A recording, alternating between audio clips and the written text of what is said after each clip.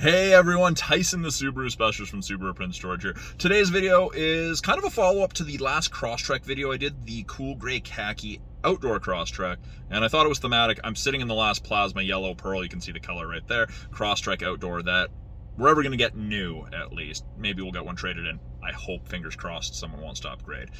However, my last video, I mentioned that you can no longer order a 2023 Crosstrek, and I mean factory order. So you can't call your local dealer or another dealer elsewhere and say, hey, can you order me a 2023? You can't do it. We've been ordering 2024s since December, which means the last batch of 23s was ordered in November. So that kind of caught some people off guard, I guess, because they weren't expecting 2024s until later in 2023. People have been kind of holding off, and that was part of the reason. Unfortunately, unless a dealer has a 2023 coming that isn't already spoken for, you're out of luck. And unfortunately, it's been confirmed, 0% chance of a manual transmission Impreza or Crosstrek for the 2024 model year.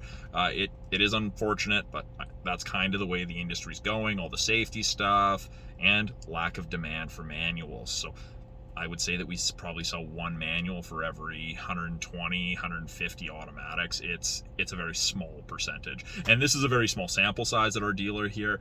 We sell a lot of Subarus, but we're still a very small sample size in the grand scheme of things. However, 2020, and lots of people have been asking about the 2024s. However, Subaru hasn't given us a whole bunch of information. Most of the information I have is from the Subaru of America released at the Chicago Auto Show earlier this week, and the Australian, website. You can download the 2024 brochure there, and based on everything I'm seeing, everyone has been panicking that the Crosstrek is going to have less ground clearance in 2024. The Australian model has 8.7 inches or 220 millimeters. The US model has 8.7 inches, 220 millimeters ground clearance. I don't see them doing anything like that for Canada.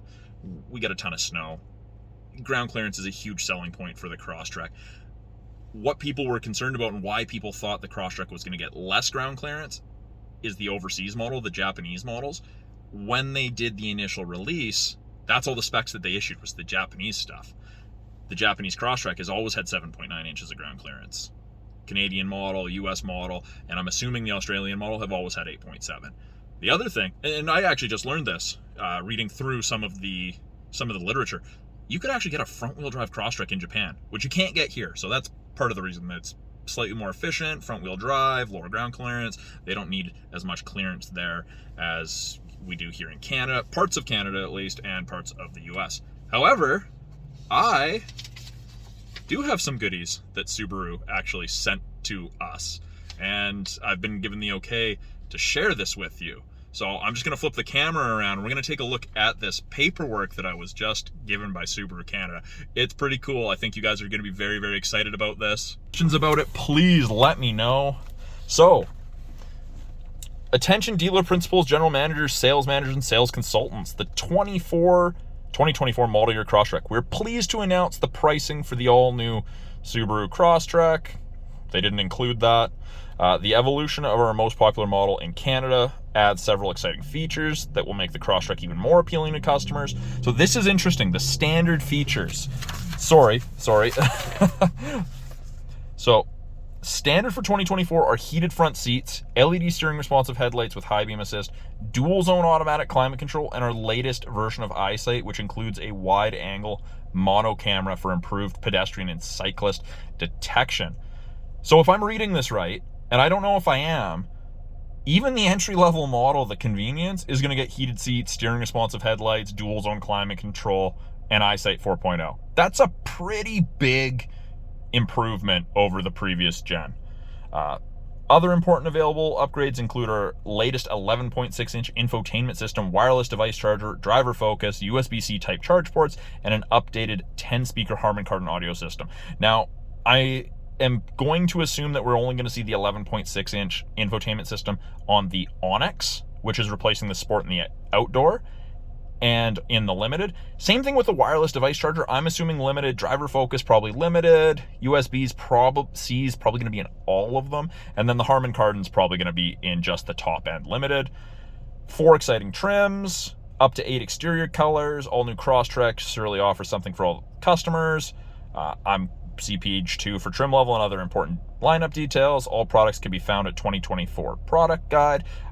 I don't have the product guide yet. I blanked out the email there because that's not something everyone needs to know. But this is the second page. So I know it said pricing. I'm assuming that was in error because we were not provided with pricing. So 4 models, shows what engine comes in it. So the convenience in the Touring still get the 2-liter CVTs, gives you the model code for it. Onyx and Limited get the 2.5. And then you got the colors. So essentially the way it works is, if you, under convenience, you can see if you go across from Crystal White Pearl, it says 1G. Below that, Ice Silver Metallic has a slash, so you can't get an Ice Silver Metallic convenience. You can get Magnetite Gray Metallic, Crystal Black Silica. Oh, you can get Offshore Blue Metallic and Sapphire Blue Pearl. Well, they've discontinued Cool Gray Khaki for the Crosstrek. But you do get that new Sunblaze Pearl. I did a short video about that earlier. I'll try to put that in the video description below. It's not a great one because it's on the computer. We'll see how it turns out in person. But yeah, Sunblaze Pearl's new. Sapphire Blue Pearl is back, and you get Offshore Blue Metallic. Touring, you can get everything except for the Ice Silver. The Onyx, you can get everything except for the Sunblaze Pearl. The reason is they don't think that the Sunblaze Pearl is going to look good with the gold/yellow accents you get with the Onyx. And then Limited, you can get everything. But interesting, you can only get silver in the Onyx and Limited, not in the Touring and Convenience. So they've noticed a trend there that says, hey, you are not selling enough of these in this color to make it worth producing. So yeah, that's it. Oh, and down here it says 1G is gray interior, and then 1B is cut off, but that's black. So Convenience gets gray interior, Touring gets black, the Onyx gets gray, and it, from the photos, it looks like it's cloth. It doesn't look like it's StarTex. It looks like a hybrid to me between StarTex and cloth, but I can't confirm that as I haven't seen one or touched one in person. And then 1B is going to be, Limited's going to be leather. That's my take on that.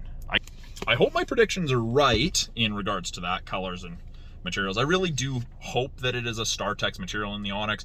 I don't know what your guys' thoughts are. Please let me know if you have any questions about the 2024 Crosstrek or about getting your hands on a 23 Crosstrek, what you should do, what's going on. Please let me know. I'm expecting to see, well, I'm going to go back and review all the footage from the Toronto Auto Show that started on the 17th. And we'll see kind of what we can find out. So thank you very much for watching. Again, let me know if you have any questions, what your thoughts are on the 2024 Crosstrek. Are you a fan of the design? Take a look at the stuff on the US Chicago Auto Show release site and tell me what you think. I'm intrigued to know.